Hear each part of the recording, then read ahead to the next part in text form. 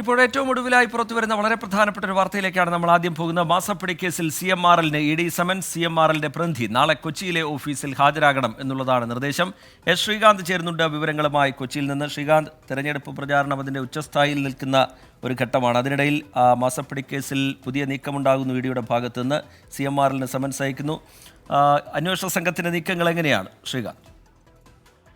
ഏറ്റവും പ്രധാനപ്പെട്ട വാർത്ത, ഏറ്റവും ഈ തെരഞ്ഞെടുപ്പിനോടനുബന്ധിച്ച് ഏറ്റവും ശ്രദ്ധിക്കപ്പെടുന്ന, ചർച്ച ചെയ്യുന്ന വാർത്ത അതാണ് ഇപ്പോൾ പുറത്തുവരുന്നത്. അതായത് മുഖ്യമന്ത്രിയുടെ മകൾ വീണ വിജയൻ ഉൾപ്പെട്ട മാസപ്പടി കേസിൽ എൻഫോഴ്സ്മെന്റ് ഡയറക്ടറേറ്റ് അന്വേഷണം തുടങ്ങിയിരിക്കുന്നു. നേരത്തെ അവർ കേസ് രജിസ്റ്റർ ചെയ്ത വാർത്ത 24 ബ്രേക്ക് ചെയ്തിരുന്നു. ഇപ്പോൾ തൊട്ടു പിന്നാലെ ഏറ്റവും പുതിയ വാർത്ത പുറത്തുവരുന്നത് അവർ അന്വേഷണം ആരംഭിച്ചിരിക്കുന്നു. അതിന്റെ ഭാഗമായി ഈ CMRLന് മുഖ്യമന്ത്രിയുടെ മകൾ ഉൾപ്പെടെയുള്ളവർക്ക് പണം നൽകിയെന്ന് കരുതപ്പെടുന്ന CMRLന് നോട്ടീസ് നൽകിയിരിക്കുന്നു. അതിന്റെ പ്രതിനിധി നാളെ ED ഓഫീസിൽ ചോദ്യം ചെയ്യലിന് ഹാജരാകണം എന്നാണ് എൻഫോഴ്സ്മെന്റ് ഡയറക്ടറേറ്റ് ഇപ്പോൾ അറിയിച്ചിരിക്കുന്നത്.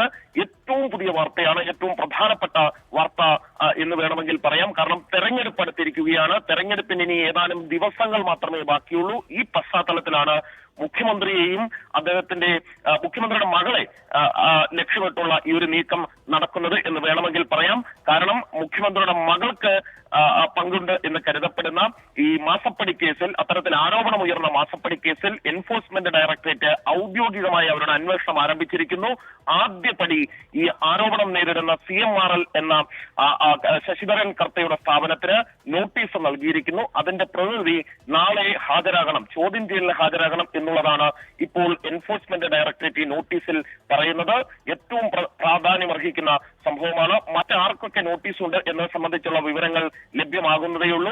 പക്ഷേ നിലവിൽ കിട്ടുന്ന വിവരമനുസരിച്ച് CMRLന് നോട്ടീസ് പോയിരിക്കുന്നു. അതിന്റെ പ്രതിനിധി ചോദ്യം ചെയ്യലിന് വേണ്ടി ഹാജരാകണം.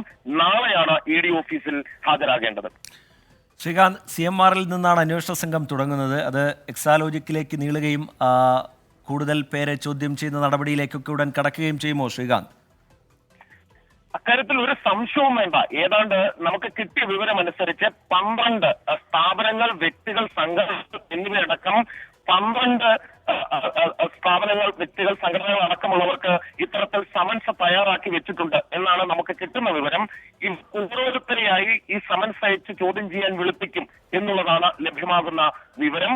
അത് വരും ദിവസങ്ങളിൽ ഉണ്ടാകും എന്നുള്ള കാര്യവും വ്യക്തമാകുന്നുണ്ട്. അതിൽ മുഖ്യമന്ത്രിയുടെ മകൾ അടക്കം ഉണ്ടാകുമോ എന്നുള്ള കാര്യത്തിൽ കൃത്യമായ മറുപടി എൻഫോഴ്സ്മെന്റ് ഡയറക്ടറേറ്റ് വൃത്തങ്ങൾ നൽകുന്നില്ല. അക്കാര്യത്തിൽ ഇനി വരും ദിവസങ്ങളിൽ കാത്തിരുന്ന് തന്നെ കാണേണ്ടതാണ്.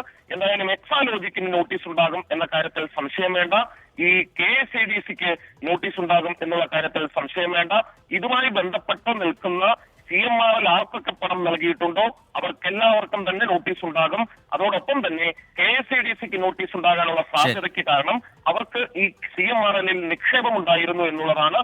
ഈ കാരണം കൊണ്ടാണ് ഈ KSADCക്ക് നോട്ടീസ് പോകാനുള്ള സാധ്യത വരുന്നത്. ആദ്യപടി എന്ന നിലയിലാണ് ഈ പണം നൽകി എന്ന് പറയുന്ന CMRLന് നോട്ടീസ് നൽകിയിരിക്കുന്നത്.